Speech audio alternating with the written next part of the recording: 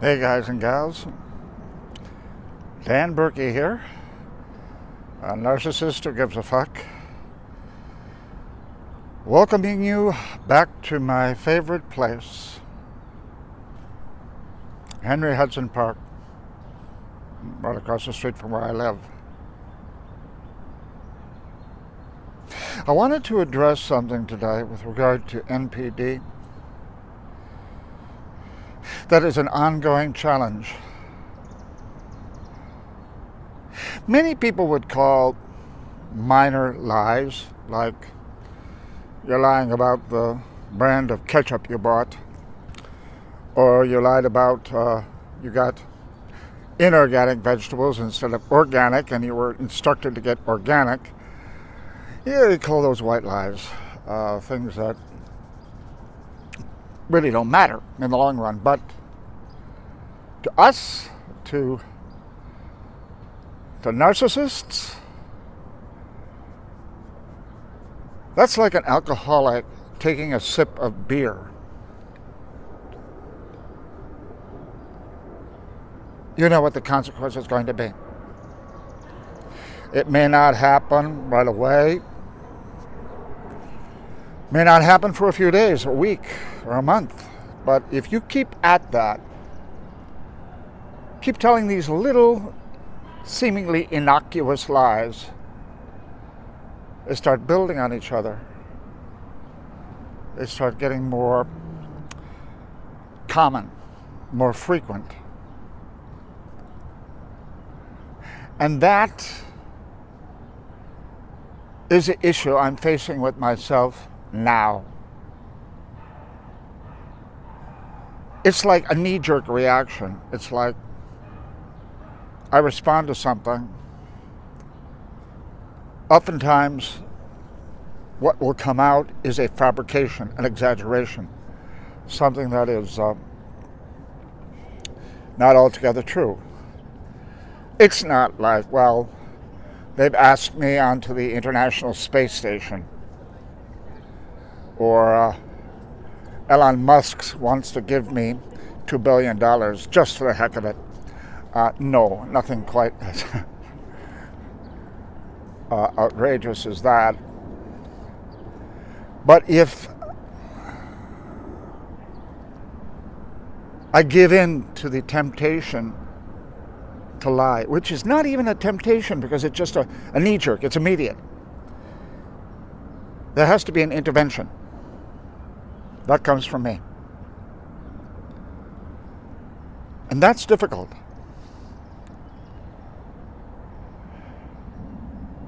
I have to stop and listen to myself as I'm listening to the world, as I'm listening to friends,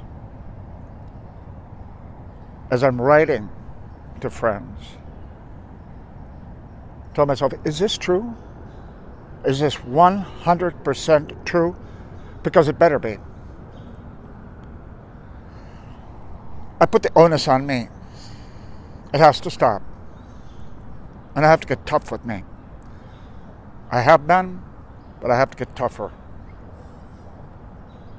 Because what it amounts to is, am I going to live a life that's real, or am I going to live a life that continues to be a slight fabrication, a slight exaggeration of the truth? It's not easy to change that, as many people will say, well, just don't lie. Yeah. It's like telling an alcoholic, well, just don't drink. If you don't take a first drink, you can't take a second. Well, in a sense, that's not so far-fetched, because that's true.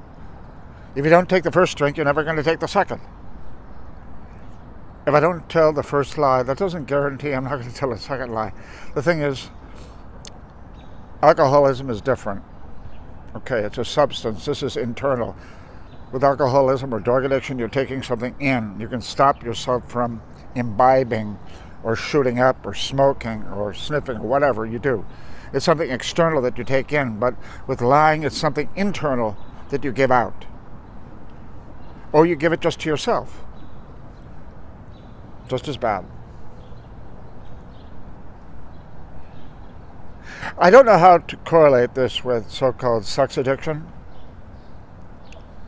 because that's also an internal aberration that can become get out of control. That's not my issue, but I've had friends who have had that issue and who have conquered it. That's no small thing. That's huge. And I congratulate them.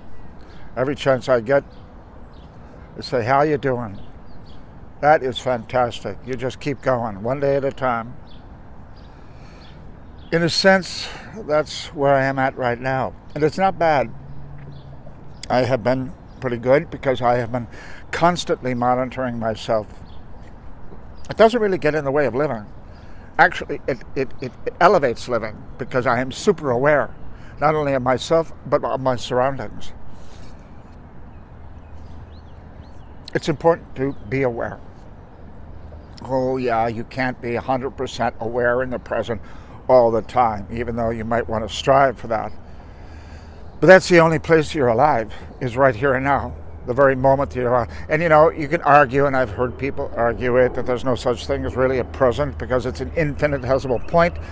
In front of it is the future, in back of it is the past, and there's no real present because everything shoots immediately into the past. So I've had this argument with some people, and I think it's kind of fun, but they were dead serious about it, so I compromise. I say, well, there's this domain, a little bit of the past, a little bit of the future, that's connected by maybe seconds or minutes, and that's my present. That's where you function. That's where you are cause. You create something. You initiate an intention toward an objective. And you follow that intention with other intention to reach an objective. And that's not something like tomorrow. You can't touch that yet, but you can touch it right now. And shoots into the past, but then you're going into the future with intention, with purpose.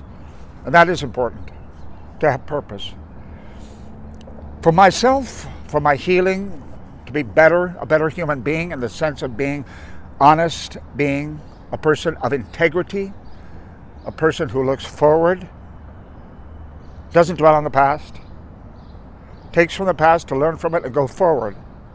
Someone who doesn't beat themselves up like a medieval flagellant, like Paul Bettany and that, what was it? There was this film with Ewan McGregor. Ewan McGregor played a priest, and Paul Bettany was in the background constantly flagellating himself. Anyway, I don't know why. Paul Bettany is a good actor, excellent actor. Has a really nice wife, Patricia Connelly. Oh yeah, that's an interesting story, that couple. But I'm digressing. I'm getting off the point. I want to be alive, and I want to be alive in a place where I can feel proud of myself. Being proud of myself is being a person with integrity who can answer for myself. That's important, to answer for myself.